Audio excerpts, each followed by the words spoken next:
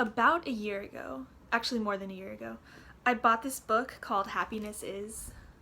One happy thing every day. I didn't really think much of it when I bought it. I was in Barnes & Noble, just like at the checkouts, and I saw it on the shelf. I'm like, oh, that's a good idea. One happy thing every day. Yeah, I should do that. And I'm like, I'm not gonna keep up with this. Like, I can never keep up with things like this. Like, every day you have to write something down. That sounds like such a chore. But in doing this, it's really shifted my life perspective so much because honestly, like, life sucks. Like, let's be real. Life is full of pain and suffering and heartbreaks and disappointments and failures and just bad experiences all the time.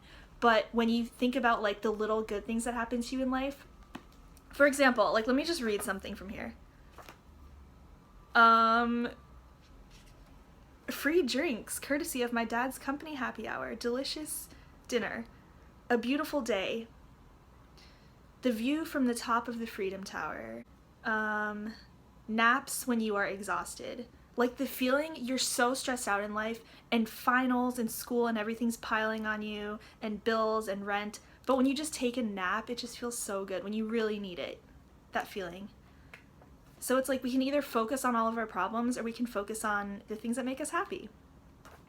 March 15th, 2016, when the MTA is running smoothly. How often do we think of things like that? Everyone in New York is like, the MTA sucks, it's so bad.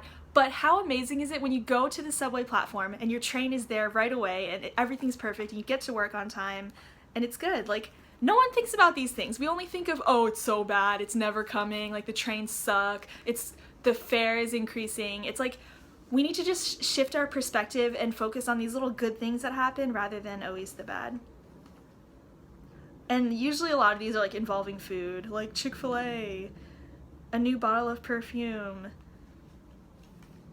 Cards Against Humanity, free Chipotle, being productive in a computer lab, like getting things done. At the end of New Year's, I go through this and I just like relive all the happy memories because honestly 2016 was like one of the best years of my life, maybe partly because of this book and writing down the good things, because what you focus on in life grows and your happiness grows when you focus on happiness instead of focusing on the negative things, because there's so much garbage and horrible things in this world and things that happen to us. But when you're able to pick out the good experiences, it really changes you. So, yeah. Aw, when someone who's funny tells you that you're funny. I, like, don't find myself funny at all. But someone was like, oh, you're so funny. I'm like, really? Like, thanks. It's so weird. I'm like, I'm stupid. Like, I crack myself up at the dumbest things, and I don't think anyone else finds me funny. But the fact that someone said I was funny, I was like, oh, wow, that's, like, a really good compliment. It's like when someone laughs at your joke and it's just stupid.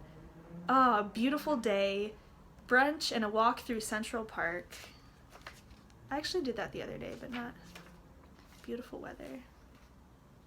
When someone tells you you have a beautiful name, it's just the little things, you know? I don't know. It's like I love to just read through this book and remember all the happy things. When beautiful songs bring back beautiful memories. I'm such a freaking corny. Oh, like sometimes I just like, why am I like this? Homemade dinner and chocolate cake from scratch for my birthday as a surprise. It's like, we forget the things. I mean, people do such nice things for us, and it's so easy to forget when we're just focusing on the bad all the time. Movie theaters with comfortable reclining chairs, pumpkin cheesecake, and wine at the Grange on Thanksgiving. Instead, I could be like, oh, I'm so alone, I miss my family, because this is the first Thanksgiving that I spent alone. Not like alone, like I had friends around, but without my family. And it can be super depressing when we think about things like this, but when you spend time with people. Good conversations in hotel bars. I just love this stuff. It's like all the little random times in my life that we forget about. You write it down so you can go back and remember it. Receiving a handwritten letter in the mail from an old friend out of the blue. Like, these are just some examples, and I really encourage everyone to do this. Like, every day, you don't have to buy this book. I mean, it helps. It's called Happiness Is. It's like this brand who, they do little cute illustrations and stuff. And I really, really recommend people do this because it changes your perspective. And like the things we focus on, the things we think about, if you dwell on the bad things, that's gonna like overcome you.